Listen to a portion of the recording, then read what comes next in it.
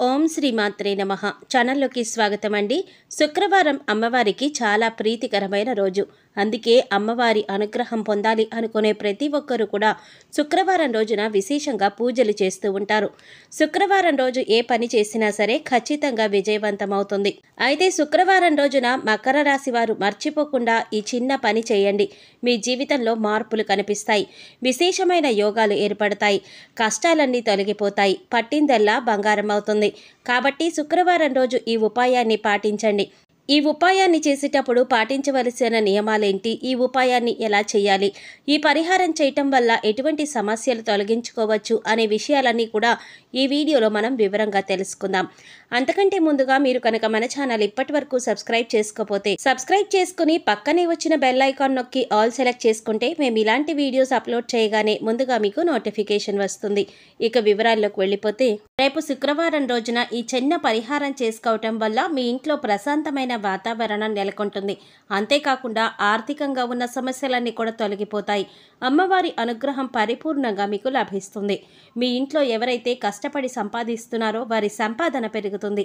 ఇంట్లో సుఖశాంతులు నెలకొంటాయి. మీకు మీ పిల్లలకి ఆరోగ్యపరంగా ఎటువంటి సమస్యలు లేకుండా కష్టాల నుంచి విముక్తి పొందుతారు. రేపు శుక్రవారం రోజున మనం పాటించవలసిన ఈ పరిహారం ఏదైతే ఉందో మనకు విశేషమైన ఫలితాన్ని ఇస్తుంది. శుక్రవారం లక్ష్మీదేవికి చాలా ఇష్టమైన రోజు. ఇటువంటి శుక్రవారం రోజున మనం ఏ విధమైన పరిహారాన్ని పాటించినా, ఏ విధమైన పూజలు, నోములు, వ్రతాలు చేసినా కూడా మనకు చాలా తొందరగా ఫలితం కలుగుతుంది. ఇటువంటి శుక్రవారం రోజున భరించలేని కష్టాల్లో ఉన్నవారు ఈ పరిహారాన్ని ఇంట్లో చేస్తే చాలు, మీకున్నటువంటి దోషాలన్నీ కూడా తొలగిపోతాయి. ముఖ్యంగా ప్రతి ఒక్క ఇంట్లో కూడా కొంచెమైనా సూక్ష్మమైన వాస్తు దోషం అనేది ఉంటుంది. ఇటువంటి వాస్తు దోషాల నుంచి కూడా మీరు ఈ ఒక్క చిన్న పరిహారాన్ని పాటించడం ద్వారా తొలగిపోతాయి. మన ఇంట్లో వాస్తు దోషం ఉంటే మనకు ఎంత డబ్బు వచ్చినా కూడా చేతిలో నిలబడకుండా చేస్తుంది.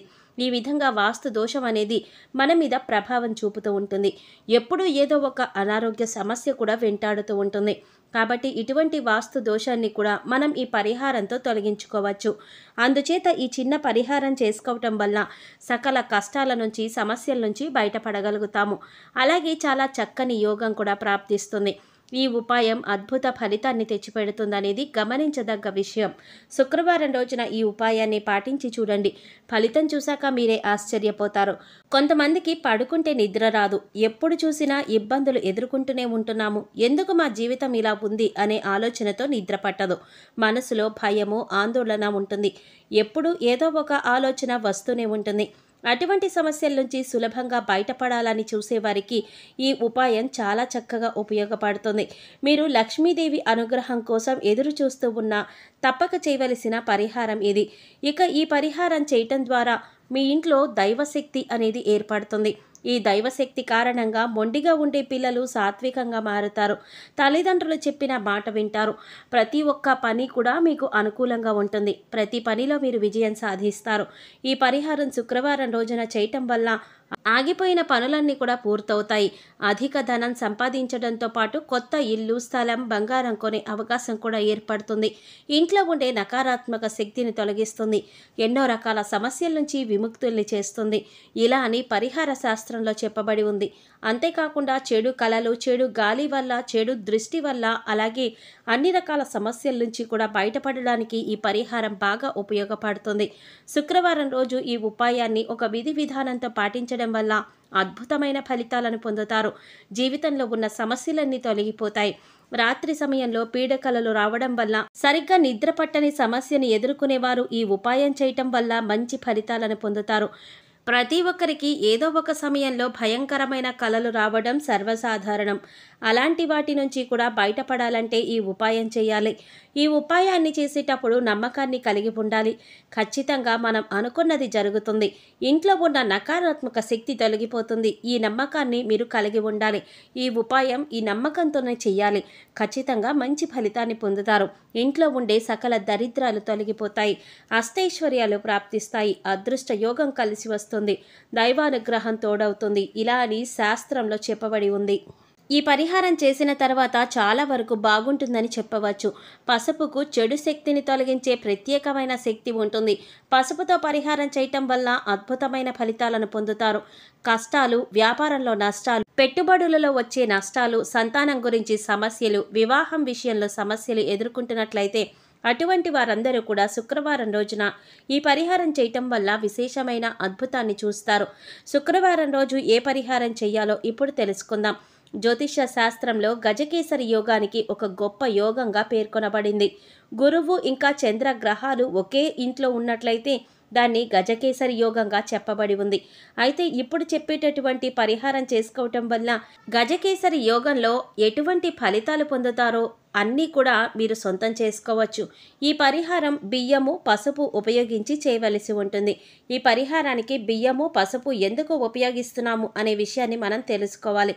ఎందుకంటే ఏదైనా పరిహారం మనం ఎందుకు చేస్తున్నామో తెలుసుకొని చేస్తే దాని నుంచి మీరు ఖచ్చితంగా ఫలితాలు తొందరగా పొందుతారు.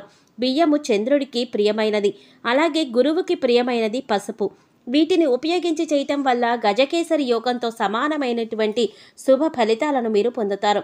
శుక్రవారం రోజున మీరు తలస్నానం చేసి ఉదయమైనా సాయంత్రమైనా ఈ పరిహారం చేసుకోవచ్చు.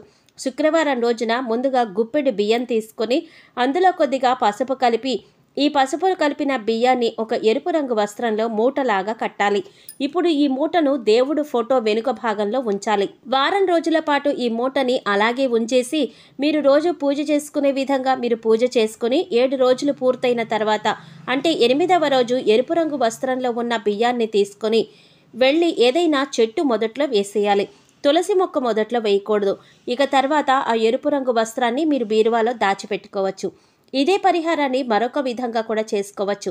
అదేంటంటే బియ్యము, పసుపు కలిపి ఎరుపు రంగు వస్త్రంలో మూటగా కట్టి పూజ గదిలో దేవుడు ఫోటో ముందు పెట్టాలి. మీరు యథావిధిగా పూజ చేసుకొని ఆ మూటను మీరు డబ్బులు దాచుకునే బీరువాలో కానీ పర్స్లో కానీ పెట్టుకోండి.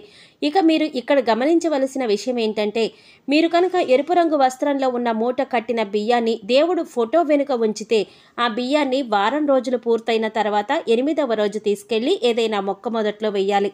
లేదు శుక్రవారం రోజున వస్త్రంలో మూట కట్టిన బియ్యాన్ని దేవుడు ఫోటో ముందు ఉంచితే కనుక ఆ మూటని మీ బీరువాలో డబ్బులు దాచుకునే ప్రదేశంలో పెట్టుకోవాలి.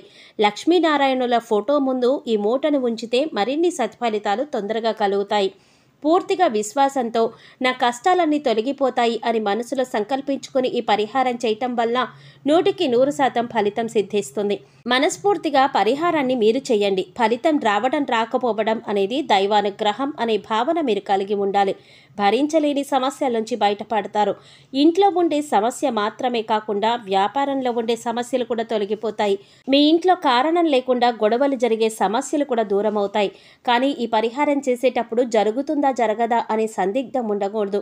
ఖచ్చితంగా జరుగుతుంది, ఖచ్చితంగా మంచి రోజులు వస్తాయి అని నమ్మకంతో చేసినట్లయితే ఈ పరిహారం చేయటం వల్ల తగిన ఫలితాలను పొందుతారు. ఇంట్లో సంపాదన నిలకడగా ఉంటుంది. ఇంట్లో ధనద్వారాలు తెరుచుకుంటాయి. శుక్రవారం రోజు ఈ పరిహారాన్ని ఈ నియమాలను పాటిస్తూ చేయటం వల్ల లక్ష్మీదేవి స్థిర నివాసం ఏర్పడుతుంది. అన్ని సమస్యలు పూర్తిగా తొలగిపోతాయి. సకల ఐశ్వర్యాలు కలుగుతాయి. ఎంతో తేలిగ్గా ఉండే ఈ పరిహారం చేసుకుని ఆర్థిక సమస్యల నుంచి బయటపడవచ్చు. కేవలం ఈ పరిహారాలు చేయటం కోసం మీకు కావలసింది నమ్మకం, అలాగే మనం ఈ పరిహారం చేయటం వల్ల కష్టాల నుంచి బయటపడతాము అనే విశ్వాసాన్ని కలిగి ఉండాలి. సో చూశారు కదండి, రేపు శుక్రవారం పసుపు ఇంకా బియ్యాన్ని ఉపయోగించి పరిహారం ఎలా చేయాలి, చేసేటప్పుడు ఎటువంటి విధి విధానాలు పాటించాలి, పరిహారం చేయటం వల్ల ఎటువంటి ప్రయోజనాలు చేకూరుతాయి అనే అంశాలన్నీ కూడా ఈ వీడియోలో మనం వివరంగా తెలుసుకున్నాం కదా. ఈ వీడియో మీకు నచ్చినట్లయితే లైక్ చేసి మీ ఫ్రెండ్స్ అండ్ ఫ్యామిలీ మెంబర్స్లో మకర రాశి వారు ఎవరైనా ఉంటే వారితో మర్చిపోకుండా ఈ వీడియోని షేర్ చేసుకోండి. అలాగే ఇప్పటి వరకు మన ఛానల్ కనుక సబ్స్క్రైబ్ చేసుకోకపోతే సబ్స్క్రైబ్ చేసుకుని పక్కనే వచ్చిన బెల్ ఐకాన్ నొక్కి ఆల్ సెలెక్ట్ చేసుకుంటే మేము ఇలాంటి వీడియోస్ అప్లోడ్ చేయగానే ముందుగా మీకు నోటిఫికేషన్ వస్తుంది. మరో చక్కటి వీడియోతో మళ్ళీ కలుసుకుందామండి. ఓం శ్రీమాత్రే నమః.